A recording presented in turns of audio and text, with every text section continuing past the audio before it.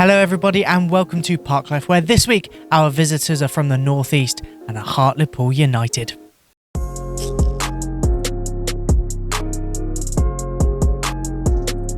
On this week's show, we hear from the manager, Matt Taylor, and defender Sam Stubbs was also on interview duty. We also hear from Jed as he gives us the lowdown on the opposition. But we start with a look back at last weekend's superb 2-0 win at Walsall. Some might call this far side. And the cross in, and what a save that is! And again by Rushworth. Zanzala must have thought he'd open the scoring, but that is brilliant. Visitors.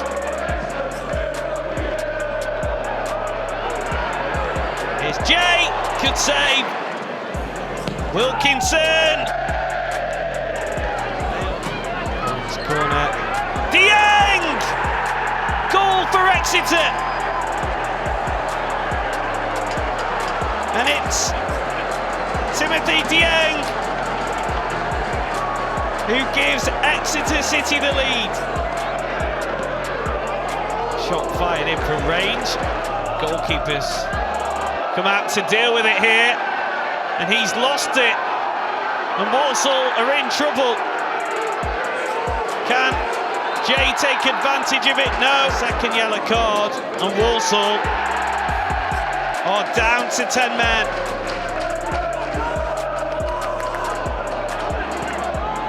Shot! Should clear it here.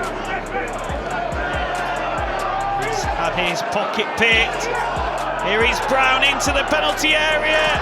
Played across the box. What a save by Rushworth! Corner is in. And that should be that. Exeter double their advantage. And it's Cheick Diabate. Collins with the corner, Diabate with the header. Next up, Craig spoke to manager Matt Taylor to get his thoughts on Saturday's game. Fantastic home form. You know, we went there early on in the season and they were in such a good run of form at home at that time, and we managed to get a draw, but such a difficult place to go and play. Good cut runs in amongst there, and they'll be looking to improve their away form. But there's no reason why they can't do that, and hopefully they won't start doing that this weekend. We've got to put in a performance which gets them on the back foot and almost stops their style to a certain extent. There's lots of players within their squad and lots of structures we quite like and admire in terms of Hartlepool and the way they go about things. But we're at home, so the onus is certainly on us to dictate the style of play and dictate the pace of the game as well, and really put the opposition under significant pressure. So that's what we'll be looking to do. It certainly feels like a game where if we can back up the last couple of weeks, we'll put ourselves in a stronger position than we were at the start of the year. Also on press duty this week, sorry, I know it's Jed that usually does the puns, it was defender Sam Stubbs. Here he is with his thoughts on the game and how he is finding his stint in the first team. They have some quite attractive attacking options as well. I know that they've recruited again today. Yeah, it's something that we should be looking to deal with on Saturday as well. Yeah, it's the quality that we've got in the team. You know, we back ourselves to implement our style on them, and especially them coming to SJP. It's something we want to influence the game, and we understand their threats, and it's something, especially as a back three, as a back five, as a back four, something we're going to have to deal with. At the other end then, we saw against Walsall that we scored from 2 set pieces. It can't be long till you get your head on one of those. Yeah, to be fair, I watched the video. I was behind Cheick, so if we missed it, it was there. But no, it's listen, the set pieces is something we've worked really hard on. Wayno's in charge of the attacking set pieces, so you know, a big well done to him in terms of that he's setting them up. But yeah, it's massive set pieces in any league, but especially this league. If you can concede as little as possible and you can chip in with set pieces, then, you know, as you see in the Walsall game, 3 points wins you the game. We're here in the Memorial Garden, where last week a plaque to remember those we've sadly lost during the pandemic was placed on the wall. If you'd like to come and pay your respects to some fellow Grecians and loved ones that we have sadly lost over the past 18 months, please come and check it out in the Memorial Garden before the game on Saturday.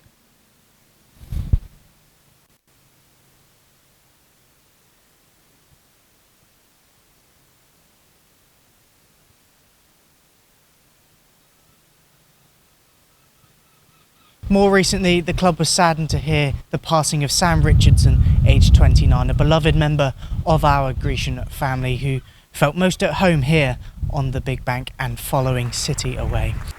On the 29th minute at the Banks' Stadium last week, both sets of supporters showed their respect with a minute applause, and we'd asked fans to join in again in the 29th minute to pay their commemorations to Sam.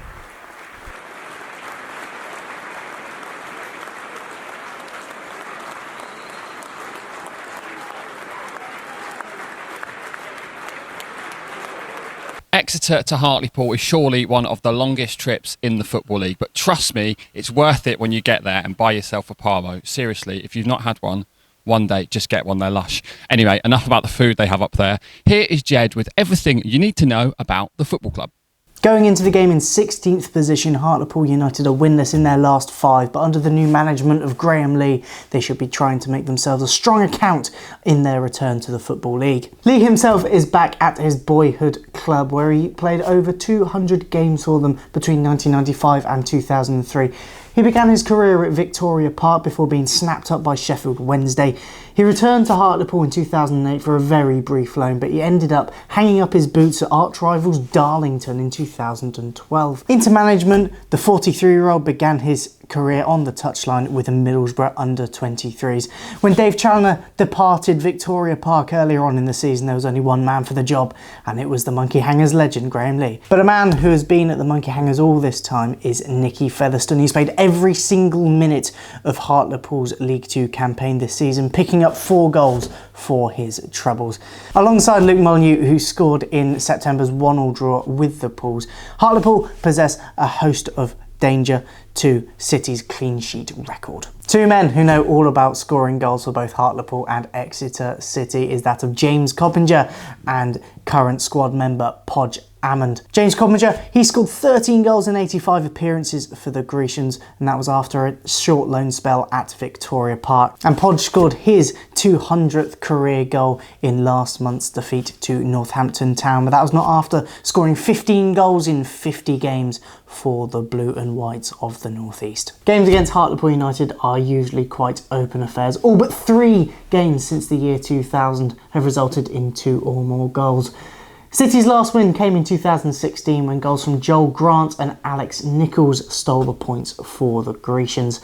Overall, Exeter City have won 34 times. There have been 24 draws as well, and Hartlepool United have won 27 times. And the most recent of all of those encounters was obviously back in September when Sam Nombe's gorgeous header stole a point for the Grecians. On Wednesday night, Chad Gribble and his young Exeter City side booked their place in the semi-finals of the Devon St Luke's Bowl. They travelled to Axminster on a cold night where a record 502 fans turned up to Tiger Way. Here are the highlights of that one.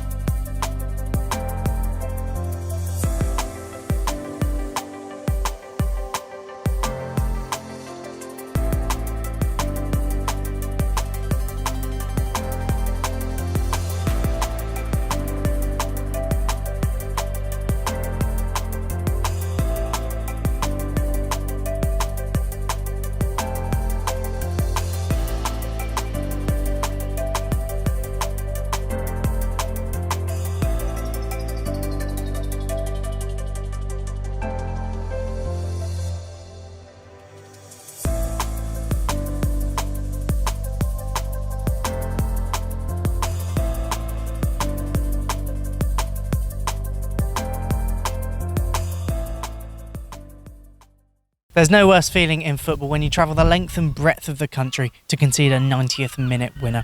But that's what happened to Hartlepool when they travelled here in September 2015, when Christian Ribeiro snuck one in the bottom corner in stoppage time. Here are the highlights of that one.